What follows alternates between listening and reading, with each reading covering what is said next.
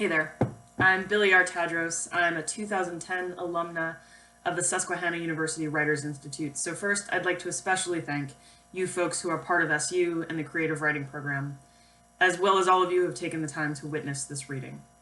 I know we're witnessing each other in a particularly precarious and contingent time, so thank you for being here, wherever it is you are, and thank you for being. A special thank you to Ashley for coordinating this virtual reading, and to Catherine for giving fellow alum Dana Diehl and I the opportunity to read the fantastic work submitted for this year's Juliet Gibson Memorial Award. And finally, and especially to Glenn, who was also my professor, for inviting Dana and me to come back to SU and read and talk to all of you.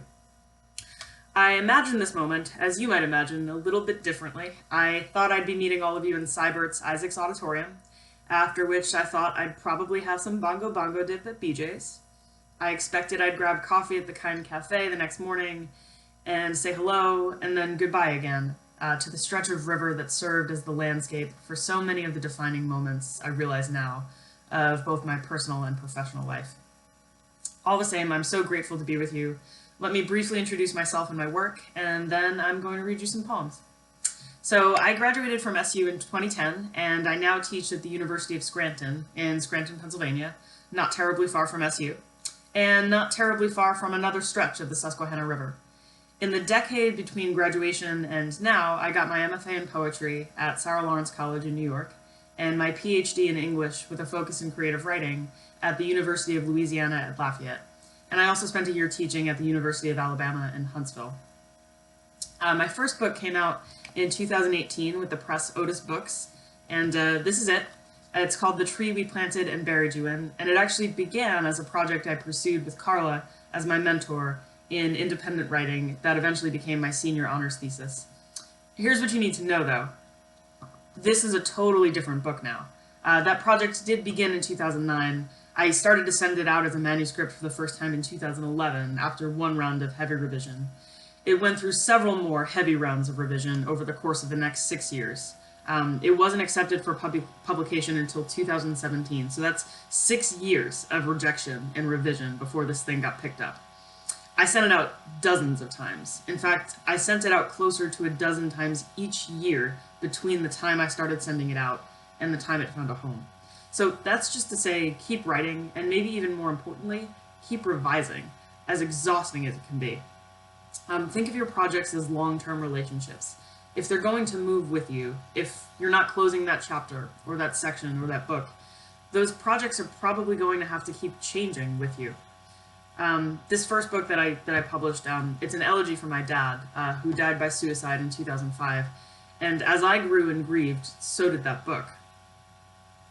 There's something the late poet C.D. Wright says in her book, Cooling Time, An American Poetry Vigil, that I want to share with you. She says, quote, "What elegy is, not loss, but opposition." So in this precarious time when we're all grieving, most of us grieving what this year would have been for us outside of this crisis, and some of us grieving people we've lost, you might think of all of your writing right now, arguably, as a kind of elegy, as a kind of opposition. So I didn't write a whole lot specifically about my time at SU until after I had left. With the exception of one cringe-worthy acrostic love poem I wrote to a fellow member of my workshop class. Y'all, I spelled her first, middle, and last name down the left margin of the poem, and then I turned it in for workshop. Gary Fink and one or two members of that class are the only ones who remember that shining moment of my poetic career. But later on I did write from my experiences there a lot, and much of that writing became or informed my second book, which officially comes out June 1st, this summer, to kick off Pride Month in 2020. And it took 8 years to publish this one after I started sending it out as a manuscript. So here it is. This is called Was Body, and it's published by the gracious folks at Indolent Books, and you should definitely check out their website. They currently have a series called What Rough Beast, specifically dedicated to poems about living in this time of pandemic. Some of you might even consider submitting some of your own work. So Was Body is already available for pre-order online in some places, yes, including Amazon. I'll also say this though, if you email me from your Susquehanna University email address with your name and your mailing address, I'll send you a signed copy of Was Body. for $7. And if you have $10 you want to throw in, I'll send you signed copies of both Was Body and The Tree We Planted and Buried You In. So if you're interested, send me an email at billie.tadros@scranton.edu, and I'll get your mailing address and direct you to Venmo or PayPal. Also, just feel free to email me anyway. I'd love to hear from you. So the cover photo for the book, as I'm sure you'll be shocked to hear at this point, is a photo of the Susquehanna River.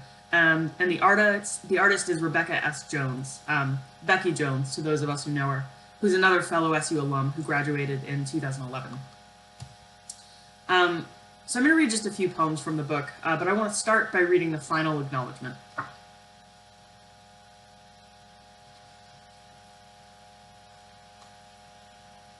And finally, thank you to the women with whom I shared a river, and the formative moments that preceded this mythology.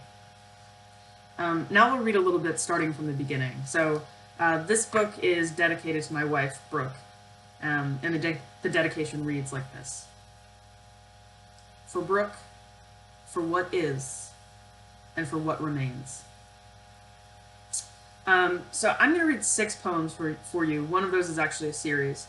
But this first one is the first poem in the book, and it's a sonnet. So this is called Funhouse Mirror Sonnet 1, Invert. Your tongue pulses the well of my body, a desperate throbbing heart. I pound wanton for what you look like wearing your organs, outside your pearl bone corset, ungodly, in slices of Susquehanna Valley, moonlight, all lavender, slick, apparent. You are easier to touch, ribs unbent, and beckoning like morning song, and we can rob each other's cavities this way, open and primed for taking your angry red meat, my carnal hunger for your blight, carbon. Your jawbones latched, you try to say, love, but it keeps coming out, evolve me. Soon we'll find we're rotting from the outside. So the next poem I'm going to read for you is a prose poem, and it's actually the first in a series of 3 that I'm going to read and show you. So the first one, which is called Again Running, looks like this. And this is Again Running. In the morning, the vessel's thick at the periosteum in case I surround you bones. Your body is a sheath thinning from waking when you're tallest. I remember my father in the kitchen in his underwear, his bakery apron folded over the chair. You were a child then, in a state with mountains, learning the layers. I was decorating cupcakes, sometimes in the bakery. This was my histology, learning how to write aorta over and over again with a pastry bag. You were eating or you were not. It was nervous, the sciatica after the 18-wheeler on the interstate, but my father knew only the word for joints. You were in Colorado with your hands, on either side of the fault lines. I fault, I fault, I fault. He had a word for it in his other language, but it also meant tongue. His tongue had deep fissures. He told me not to jump from the kitchen table like that. His tongue had deep fissures from his teeth. He jumped. I can see him jumping from the window in that room, his brother behind him burning. The scar on his tongue like a sear. 40 years later, I was running, you were eating, or you were not. My father with the scar on his tongue like a sear on the interstate. You were in Colorado with your hands. I was there, and I was not dying, my patella was wearing. You were thinning, he was wearing my favorite shirt. I was running, the morning was hot like a sear. We were all alone. He was waiting, the pistol sear, whose fault? My tongue ached thick as I ran. He weighted the sear, the pistol, against the scar on his tongue. The mouth, the lead encased the vessels thick at the cranial bones. He was tallest in the morning. You were in Colorado, or you were not dying. I saw the fault lines in my knee running. Whose fault? So the next one in this series is called Gunning.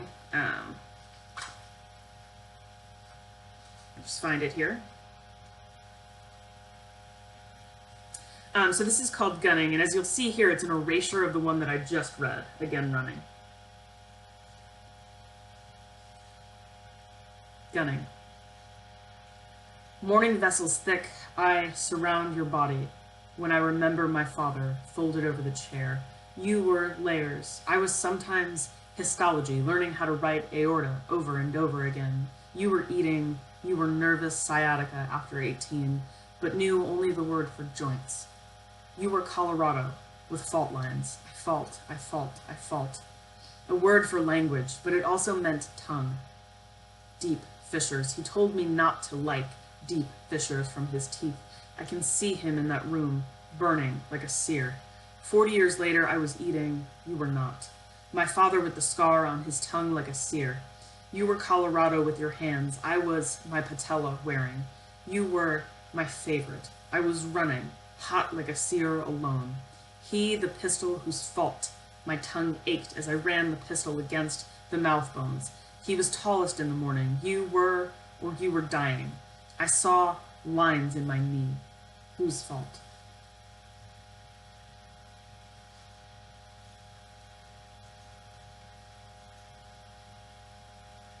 And then this is one further and final erasure of the original poem.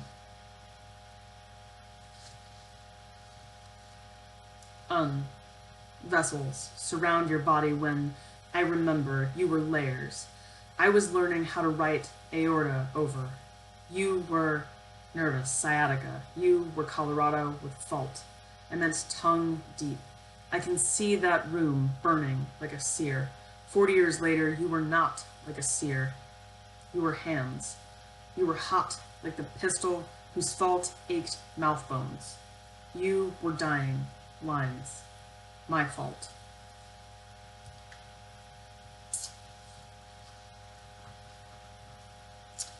So I double majored at SU. I majored in music as well as in creative writing. And this next poem, which is called Acreage, Theme and Variations, kind of nods to some of that. There are a few theme and variations poems in the book, and they all start with a title phrase. So in this case, acreage. And then they move from line to line and section to section homophonically, echoing and transposing that title phrase. So this is Acreage, Theme and Variations. And it's in 5 very short sections. 1. The acre's edge, how many furlongs? Where we were was stretches of corn. 2. I ached her edge, my tongue along a longing. What was field? What was feel? 3. An actor's agile body, everything you moved inevitable. Furrows. 4.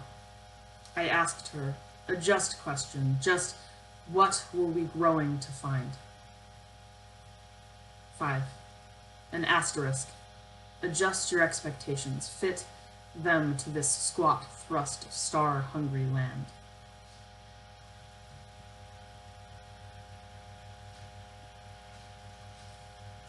This is called Because a Line Has No Endpoint, and it's in 6 short sections, and it is, or was, for Catherine. 1. If I tell you it hurts, I presume you'll ask where. The spangled bruise on my inner thigh, pointillistic. I'll tell you I threw my fist at it this week to keep it tender. It's my only lasting impression of your lips. 2. I know how to fire a gun, you say, when I indicate the healed points of his contact, now flesh color cooling. You kiss each gently, and I recall our first night over blueberry table wine, how I told you my father put a pistol in his mouth, how yours taught you to shoot, how both of these were lessons in survival. 3. We talk about lines. You draw one from me with 2 fingers. Later, you put the same 2 fingers to the back of your throat, cry, empty.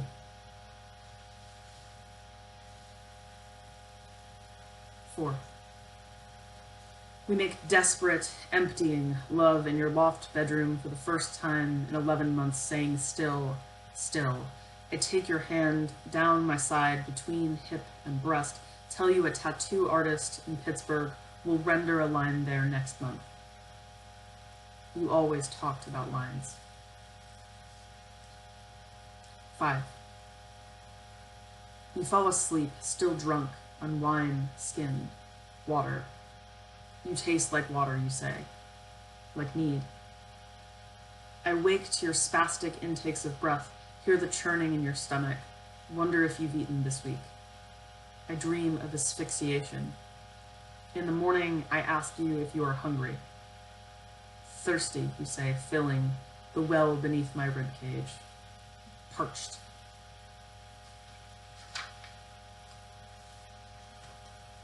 Six.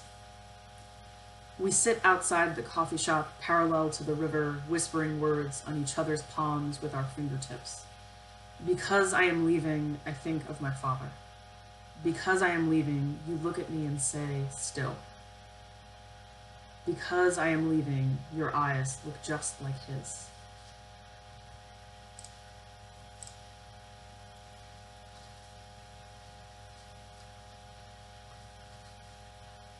So I'm going to read this one, and then I'm going to read one more. This is called Voicemail on Your Birthday, 3 years after you didn't do it. Because it's morning now in that backyard, and the river is cresting, and soon the floodwaters will be at the door of the cafe, I'm calling to tell you happy birthday, and I'm sorry. Your eyes were always gravity, and I never knew where to put my hands.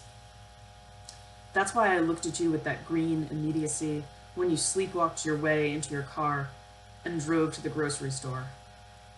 When you came, you writhed with seizure, so that winter was ecstatic.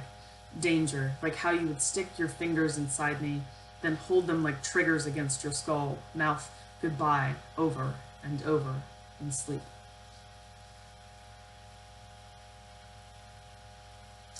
All right, so I'm just going to read one more here. And this one is part of a series that runs through the book. It's called Myth of the Sanguine Temperament, or She's So Vain.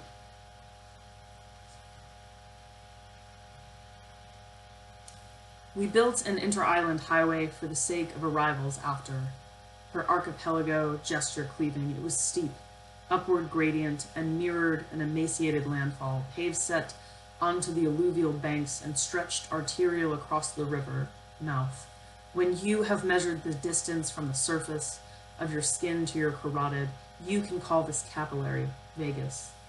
Her vaguest, unquestionable music, she played the mouth organ, longing on basalt beaches, waiting for docking. It's important to know about geography and sediment, the forests of inhabitable trunks there, host to blight and gravity, and this was her garden with all of the car-shaped holes I drove circles through. Excuse my circumlocution, I was nervous. It was a system. She was liver, I was lover, this was body. So thanks for being here with me. Apologies that I ran on a little bit longer than I intended and perhaps had a technical glitch in there or two. Thanks so much, and feel free to email me, billie.tadros@scranton.edu. All right, I hope you're all doing well and staying well.